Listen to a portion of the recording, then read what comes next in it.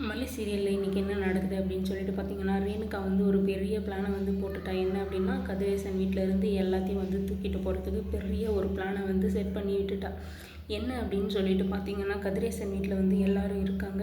So என்ன plan பண்ணலான்னு யோசித்து ஒரு சூப்பர் ஒரு பிளானை வந்து போட்டிருக்காங்க. என்ன அப்படின்னா, தம் மேலே வந்து சாமி வந்திருக்கிறதாவும், அதாவது கதிரேசனோட குடும்ப குலதெய்வம் வந்து அந்த சாமி வந்து தம் மேலே வந்து ஏறி இருக்கிறதாவும் வந்து சாமி வாரி வந்து நடிக்க ஆரம்பிக்கிறாங்க. அதை வந்து கதிரேசன், நிஷா இவங்க எல்லாருமே வந்து நம்புகிறாங்க. அவங்க நம்பிட்டு வந்து பார்த்துட்ருக்காங்க. இதுதான் சான்ஸ் அப்படின்னு சொல்லிட்டு ரேணுகாவும், நீங்கள் எல்லோரும் வந்து குடும்பத்தோடு வந்து என்னை பார்க்கணும், நீங்கள் வந்து என்னை பார்த்து எவ்வளோ நாள் ஆச்சு, உங்கள் வீட்டில் நடக்கிற எல்லா பிரச்சனைக்குமே வந்து இதுதான் காரணம், ஒரு குலதெய்வத்தை வந்து நீங்கள் பார்க்கணும் அப்படின்றது உங்களுக்கு கொஞ்சம் கூட அறிவு இல்லையா அப்படின்ற மாதிரி வந்து சொல்லிகிட்ருக்காங்க. நீங்கள் கூடிய சீக்கிரம் வந்து குலதெய்வ கோயிலுக்கு குடும்பத்தோடு வந்து போகணும், முக்கியமாக வந்து நீங்கள் மல்லியையும் வந்து கூட்டிகிட்டு போகணும் அப்படின்னு சொல்லிட்டு பர்டிகுலராக பாயிண்ட் அவுட் பண்ணி வந்து சொல்லியிருக்கா. அவங்கள பொறுத்த வரைக்கும் அது கடவுள் வந்து சொல்லியிருக்கிறதா தான் நம்புகிறாங்க. ஆனால் நமக்கு தெரியும் அவள் வந்து நடிக்கிறா அப்படின்றது. ஏன்னா வந்து கடவுள் விஷயத்தில் வந்து பொய் சொல்லக்கூடாது. ஆனால் வந்து அவள் அதை வந்து பண்ணிகிட்ருக்கா. இந்த விஷயம் வந்து கண்டிப்பாக வந்து அவளுக்கு பேக் ஃபயர் ஆகும். இதுக்கான ரிவெஞ்ச் அவள் கண்டிப்பாக வந்து எடுத்துப்பாள். கர்மா இஸ் பூமராங்கன்றது சும்மா கிடையாதுல்ல. இதுக்கு வந்து அவள் கண்டிப்பாக வந்து அடிபடுவாள். இப்போ வந்து கதிரேசன் வந்து குடும்பத்தோடு வந்து கோயிலுக்கு போகணும் அப்படின்னு சொல்லிட்டு வந்து ரெடியாகிறாரு. ஏன்னா வந்து வீட்டில் நடக்கிற பிரச்சனை, ரேணுகா திரும்பி வந்தது, இதெல்லாம் வந்து அக்கா வந்து தொலைஞ்சு போனப்போ நான் வந்து வேண்டிக்கினேன், எல்லாமே வந்து சரியாக நடந்தால் நான் கோயிலுக்கு வரேன் அப்படின்னு சொல்லிட்டு வேண்டிக்கினேன். அது பண்ணாததுனால தான் இப்போ நம்ம வீட்டில் இருக்கிற எல்லா பிரச்சனைக்கும் காரணம்.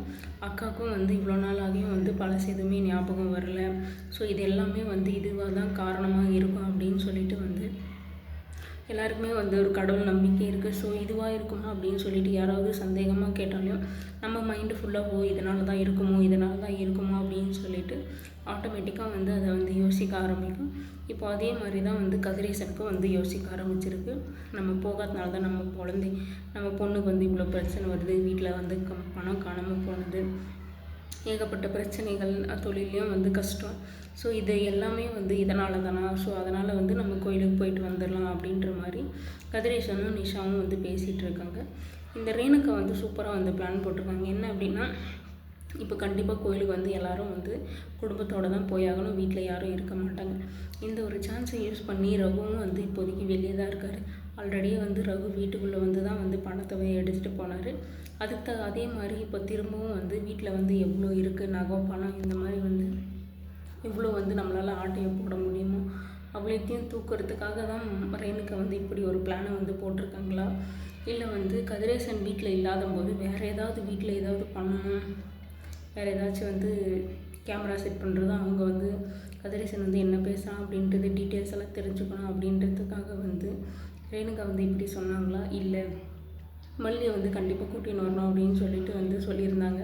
ஸோ மல்லிக்கான ட்ராப்பிங்கா அப்படின்றது தெரியல. ஏன்னா வந்து வீட்டில் வந்து எதுவுமே பண்ண முடியாது, விஜய் வந்து எப்போ கூட இருப்பாங்க, வீட்டில் யாராவது ஒருத்தர் இருப்பாங்க.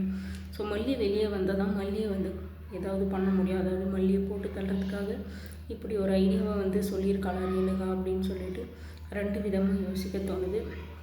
அது மட்டும் இல்லாமல் கண்டிப்பாக விஜய் வந்து கூட இருக்குவார்.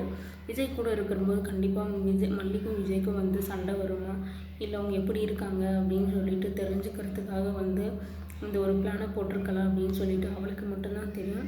அப்படி இல்லைன்னா நம்ம வெயிட் பண்ணி பார்த்து தான் தெரிஞ்சுக்கணும். அது மட்டும் இல்லாமல் ரேணுகாக்கிட்ட இன்னொரு விஷயமும் வந்து மாட்டிக்கிச்சு. இப்போது ஃபுல்லாகவே வந்து ரேணுகாவோட அதிகாரம் தான் வந்து நடந்துகிட்ருக்கு.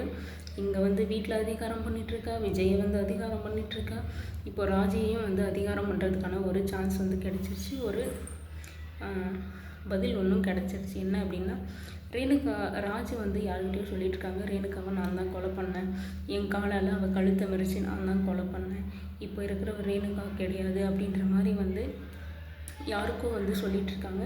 இந்த விஷயத்த வந்து பின்னாடி நின்றுட்டுருக்க சுடர் வந்து கேட்டுட்ருக்காங்க.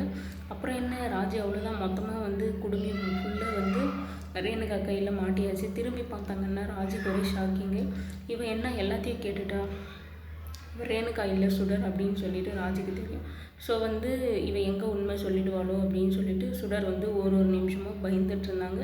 இவன் என்ன நம்மக்கிட்ட கேட்க போகிறான், என்ன நம்மளை செய்ய போகிறான் அப்படின்னு சொல்லிட்டு ரொம்பவே பயந்துட்டு இருந்தாங்க. இப்போ வந்து ரேணுகாவை கொண்டது ராஜி தான் அப்படின்ற விஷயம் சுடருக்கு தெரியும். ஸோ இப்போ வந்து சுடர் வந்து பயப்படாமல் வந்து தைரியமாக இருப்பாங்க. என்ன பண்ணாலும் வந்து நம்ம இவ்வளோ வந்து மாட்டி விட்டுருவோம் அப்படின்னு சொல்லிட்டு தைரியத்தில் இருப்பாங்க. இப்போ ராஜி வந்து பயந்துட்டுருக்காங்க. இதை எப்போ வந்து உண்மையை வெளியே சொல்லிடுவா, எந்த நிமிஷத்தில் சொல்லிடுவாளோ இல்லை வேறு என்ன பண்ணுவாளோ அப்படின்னு சொல்லிட்டு. ஆனால் 2 பேருமே வந்து ஒருத்தருக்கு ஒருத்தர் வந்து சளைச்சதே இல்லை அப்படின்னு சொல்லிட்டு நான் சொல்லுவேன். 2 பேருமே வந்து மாற்றி மாற்றி வந்து ரிவெஞ்ச் எடுத்துக்கிறதுக்கு மட்டும்தான் ஓகேவா இருக்குமே தவிர 2 பேரும் சேர்ந்து ஒன்றும் கிழிக்க போகிறது கிடையாது. ஏன்னா வந்து உன்னை பழி வாங்குறதுக்கு நீ இப்படி பண்ணுவ அப்படி பண்ணுவ, இல்லைனா நான் வந்து இந்த உண்மையை வந்து வெளியே சொல்லிவிடுவேன்ட்டு இவன் மிரட்ட போகிறா. இன்னொரு பக்கம் சுடர் வந்து மிரட்ட போகிறா. இந்த விஷயத்தை நீ செஞ்சு தரலன்னா ராஜி கண்டிப்பாக வந்து நீ தான் ரேணுகாவை கொலை பண்ண அப்படின்ற விஷயத்த வந்து சொல்லிட போகிறான். இப்போ ரேணுகாவை கொலை பண்ணது ராஜி தான் சொன்னால் அப்போ நீ ரேணுகா இல்லையா அப்படின்ற ஒரு கொஷின் வந்து கண்டிப்பாக வரும். அப்படி இல்லையா, மாடி மேலேருந்து தள்ளி என்னது ராஜி தான் அப்படின்ற விஷயத்த வந்து ரேணுகா மட்டும் சொன்னோன்னா கண்டிப்பாக வந்து கதிரேசன் வந்து இதை நம்பிடுவார். ஆல்ரெடியே வந்து கதிரேசன் வந்து ராஜி வந்து ஆகாமல் இருக்காங்க, இவ தான் தள்ளி விட்டான், எனக்கு எல்லாமே ஞாபகம் வந்துருச்சுப்பா அப்படின்னு சொல்லிட்டு கதிரேசன் கிட்ட ஒரு வார்த்தை சொன்னோன்னா அங்கேயே வந்து ராஜியோட சாப்டர் வந்து முடிஞ்சிருப்போகுது. இதுக்கப்புறம் வந்து சுடர் வந்து வெளியே வர்றது ரொம்ப கஷ்டம். இப்போ அடுத்தடுத்து சுடர் போட்டிருக்க பிளான் எல்லாம் வந்து கரெக்டாக நடக்குமா, இல்லை வந்து அதை வந்து மல்லி வந்து தடுத்து நிறுத்துவாங்களா என்ன அப்படின்னு சொல்லிட்டு நம்ம வெயிட் பண்ணி பார்க்கலாம்.